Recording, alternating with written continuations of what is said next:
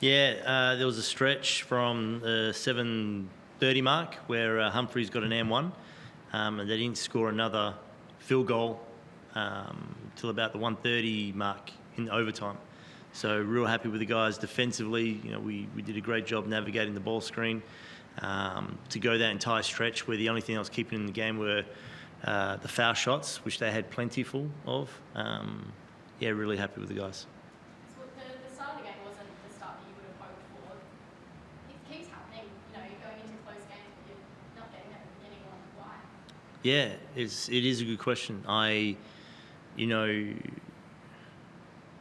It's be in the moment, and this is, I think this is, I don't know, maybe this is the biggest struggle, the moment of the season, where it's, we look too far ahead, or, you know, we look at, in the past, we look to see what someone else has, and we're missing out on that, playing time, exposure, whatever it is, and, you know, it's a losing battle, right, in the sense of trying to keep present in the moment, you know.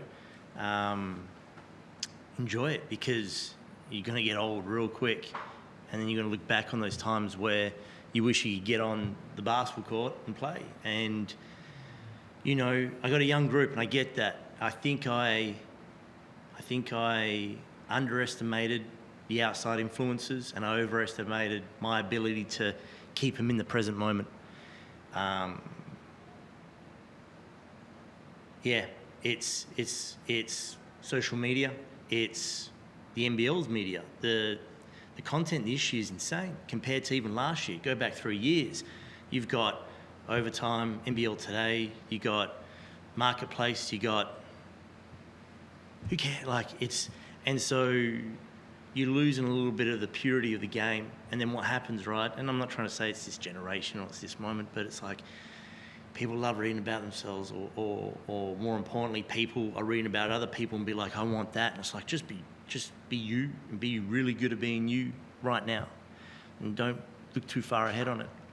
It's, winning helps Band-Aid it.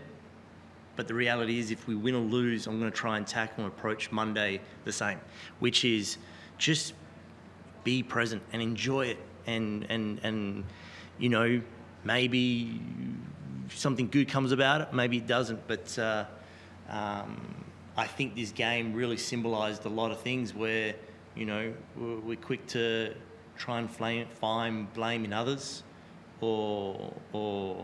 and you just got to look at yourself. You just got to be like, what's my ownership in this? I do it all the time. I'm doing it right now. What's my part I play in this?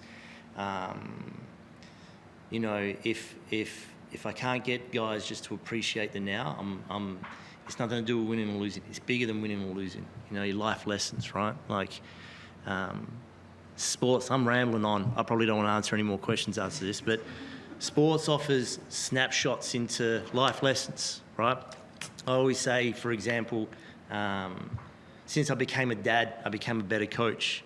But the reality is, I think it's the other way. I think, how do I say that? Yeah, becoming a dad. No, I think I'm a better dad because I'm a coach. So I look at, let's say, like the personality traits of Bobby, and I'd be like, how can I take these personality traits that Bobby has and instill them into my son, right? And so, you know, what's my ambition? Just keep doing this till it's not fun anymore. I don't have ambition for anything else other than being here right now, present in the moment, and growing from it. So I'm trying to help these young men understand that and stop riding momentum swings and wins and losses and then jumping on your phone in the change room and reading what people say about you. Who cares? Supercoach, who cares? It's for unemployed people and stay-at-home dads who peaked in high school. No one cares. No one cares. So just play ball, enjoy it. Yes, Bobby, what do you think clicked in that first quarter? That was a good one, right? Yeah, that was a good one. What do you got the time down, and then you guys sort of start to come back after a double digits down? What was it? Was it momentum? Was that shifting, Good. you know, mindset? What was it? I feel like, as you say, we started off a little slow, but I feel like Tajir was really big. Like he came, he made some big plays. He started making some shots, and you know, everybody else like kind of like took a little bit of his energy, and you know, he brought it to the team, and it just started flowing after that. And I feel like everybody wanted to win the game too.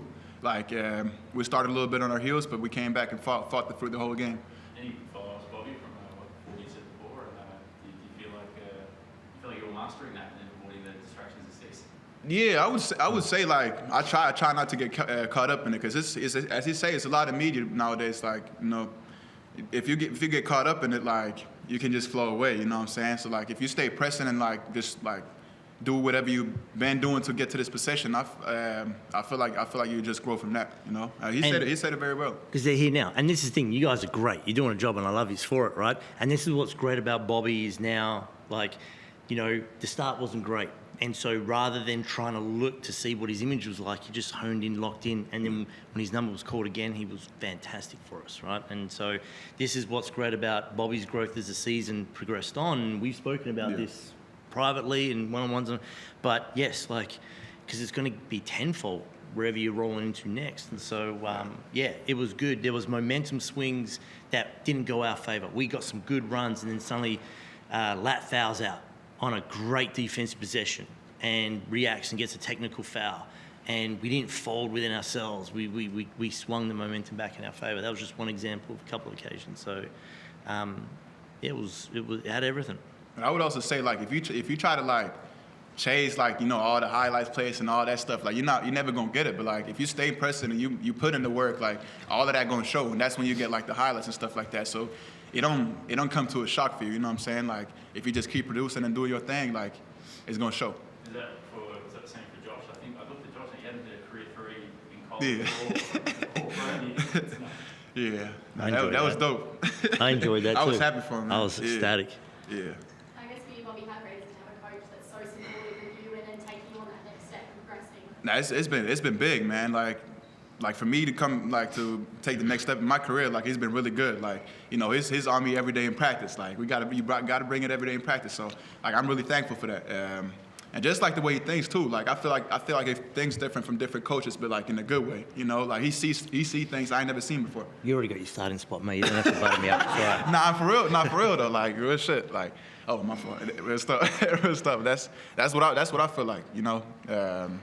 I guess coming off that loss from Tasmania, how great was it to get a performance like that tonight, though, in front of a home crowd? Nah, it's awesome. You could really feel the energy in the arena. Like when we started coming back, and like it was just awesome. Like the fans showed out. You just feel the love. Like it's crazy. Like when you're out there, like that's what you love to do. So it just feels great. To touch on Jack's game, 21 points and 14 rebounds, but particularly on his defensive end and some of the reads he did, can you just discuss a little bit about was he focusing on shutting down Humphries during the week and just touching on his defensive game? I mean, that's why we got him for those physical capabilities. You know, there's not too many 6'10", 6'11" dudes with his athletic capability, and still so young. You know, he just turned 21 and 22 this year. So, yeah, he was ecstatic. And again, we rode that momentum. Josh was fantastic, and I just was interchanging them both, especially with Wardenberg being out. You know, with one man down, it creates opportunities for others. I was just going to say, how's Jonah doing? Obviously, he's in a mood. Yeah, it's disappointing. We trained, which sucks, and we're getting hurt. We should have just kept playing games like we did in December. So early stages, but we don't expect him back yet. But we'll monitor it and see how we go. During the week to stop the pick and roll of Humphries, was focus at what he has plan A, was it Sam Meninga and then kind of switch to Jack? Or what was, I guess, like talking through the process of preparing for this game? Yeah, Tassie picked us apart with it, and so we wanted to be a little bit more aggressive with it. Started with Sam, finished with AK and Josh. So, yeah, that was a big focus.